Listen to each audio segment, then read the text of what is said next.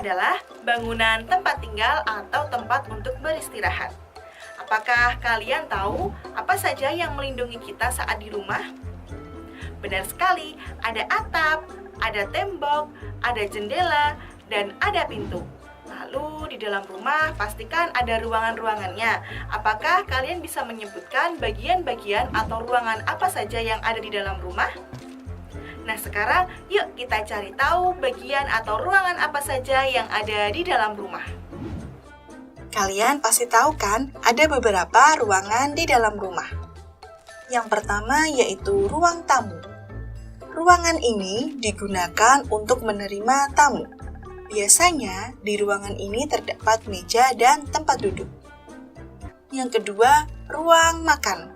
Sesuai dengan namanya, ruangan ini digunakan untuk makan bersama anggota keluarga. Yang ketiga, kamar tidur. Kamar tidur adalah ruangan yang digunakan untuk beristirahat. Biasanya, di ruangan ini terdapat alas tidur ataupun kasur yang digunakan untuk tidur atau beristirahat. Yang keempat yaitu dapur. Ruangan ini digunakan untuk memasak dan menyiapkan makanan. Yang kelima yaitu kamar mandi. Untuk membersihkan diri, kita bisa menggunakan ruangan yang bernama kamar mandi. Yang terakhir yaitu gudang. Apakah kalian tahu di mana tempat untuk menyimpan barang-barang yang tidak terpakai? Ruangan di dalam rumah yang digunakan untuk menyimpan barang-barang yang tidak terpakai yaitu gudang. Tadi kan kalian sudah belajar tentang bagian-bagian rumah atau ruangan-ruangan apa saja yang ada di dalam rumah. Nah, rumah yang kita tinggali itu harus bersih loh. Memangnya kenapa, Kak? Karena rumah yang bersih adalah rumah yang menyehatkan. Bayangkan saja jika rumah kalian kotor, berserakan, dan banyak sampah. Apakah kalian nyaman tinggal di tempat yang seperti itu? Pastinya tidak dong ya, karena rumah yang kotor akan tidak nyaman untuk ditinggali dan menjadi sarang penyakit. Lalu, apakah kalian tahu bagaimana cara membuat rumah menjadi bersih dan nyaman untuk ditinggali?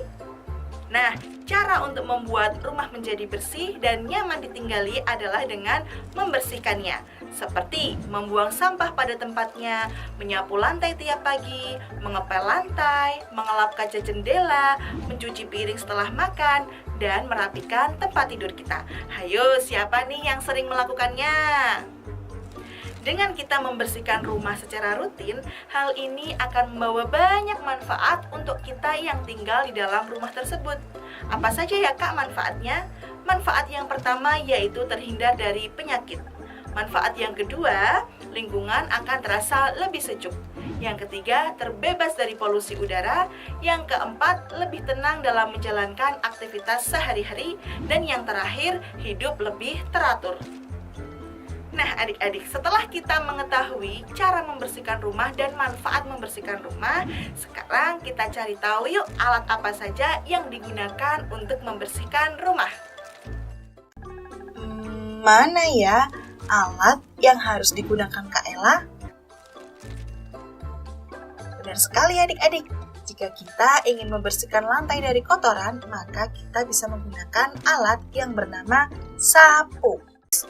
Lihat, banyak sekali piring dan gelas yang kotor. Kira-kira jika banyak piring dan gelas yang kotor, maka apa ya yang harus kita lakukan? Tepat sekali adik-adik. Jika ada piring dan gelas yang kotor, maka kita bisa mencucinya. Tahukah kamu alat yang digunakan untuk mencuci piring ataupun gelas? Yap, alat yang digunakan untuk mencuci piring ataupun gelas adalah spons pencuci piring. Lihat nih, jendela ini sangat berdebu. Kira-kira bagaimana ya cara kita membersihkannya? Kalian benar sekali adik-adik. Cara membersihkannya adalah dengan menggunakan alat yang bernama kemoceng. Wah, adik-adik, ada minuman yang tumpah di lantai. Kira-kira alat apa ya yang digunakan untuk membersihkannya? Alat yang digunakan untuk membersihkan cairan yang ada di lantai adalah dengan pel. Sebenarnya masih banyak loh alat-alat yang digunakan untuk membersihkan rumah, seperti kain lap, sikat, hingga pembersih toilet. Nah, alat-alat tersebut akan membantu kita untuk membuat rumah menjadi bersih dan nyaman untuk ditinggali. Selain itu, tanggung jawab dalam membersihkan rumah bukan hanya terletak pada ibu, ayah, ataupun kakak kita saja, tetapi semua anggota keluarga yang menempati rumah wajib untuk membuat rumah menjadi bersih dan nyaman untuk ditinggali. Nah, itulah tadi materi tentang bagian-bagian rumah dan cara membersihkannya. Rumah yang bersih adalah rumah yang sehat dan membawa banyak manfaat bagi para penghuninya. Ingat ya, jagalah kebersihan dimulai dari diri kita sendiri.